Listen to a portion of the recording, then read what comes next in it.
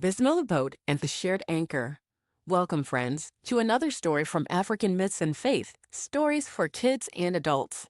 Today, we sail to the beautiful coast of East Africa, where the Swahili coast meets the vast Indian Ocean. Our story takes place many years ago, when fishing was not just a way to earn a living, but a way to bring people together. This is the tale of the Bismillah boat and the shared anchor, a story about unity, fairness, and the strength found in working as one. Let me introduce you to the main characters. There's Amani, a skilled fisher from a small village by the sea.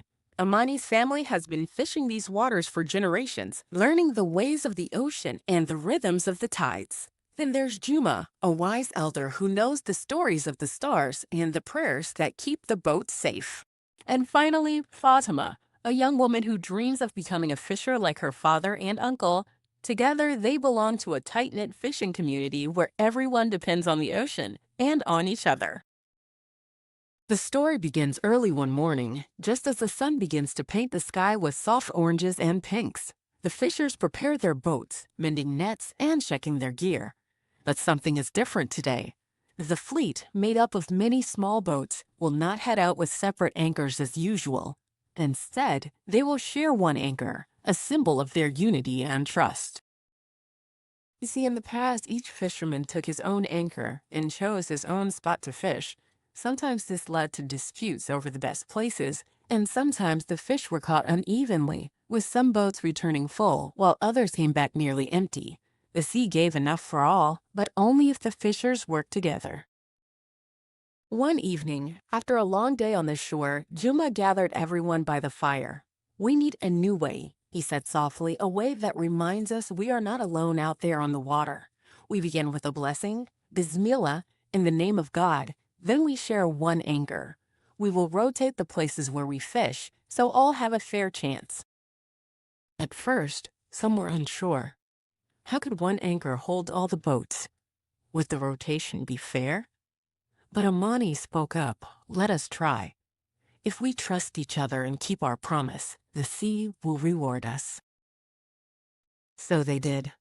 Before setting out each morning, they said the blessing together, Bismillah, asking for safety and a good catch. Then they lowered the one anchor into the water, tying all their boats to it, forming a circle. Each day, they moved the anchor to a new location, following a fair rotation agreed upon by everyone. Fatima loved this new way. She remembered how the rotation wheel they made with wooden sticks helped decide whose turn it was to lead the way, who would mend the nets, and who would prepare the meals. It was like a game, but it made sure everyone shared the work and the rewards. One day, a sudden storm arose. The wind howled, and the waves grew tall and wild. Usually, storms could scatter boats, break nets, and ruin the day's catch. But not this time. Because the boats were tied together by the shared anchor and the trust among the fishers, they stayed united. When the storm passed, the fleet was still intact, and the fishers knew this was no accident. Juma smiled and said, "See what unity can do? When we hold fast together, we face the storms as one." From that day on, the story of the Bismillah boat and the shared anchor spread along the coast. It became a lesson for everyone, not just fishers, but families and neighbors too. When we share fairly, rotate responsibilities, and start with a blessing, we build strength that no storm can break. So if you ever want to work better with your family or friends, try this. Make a rotation wheel. It could be for chores, for choosing games, or even who gets to pick the story at bedtime.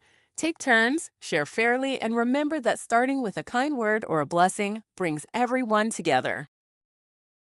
Thank you for joining me on this journey to the Swahili coast. Until next time, may your days be calm, your hearts united, and your stories full of hope.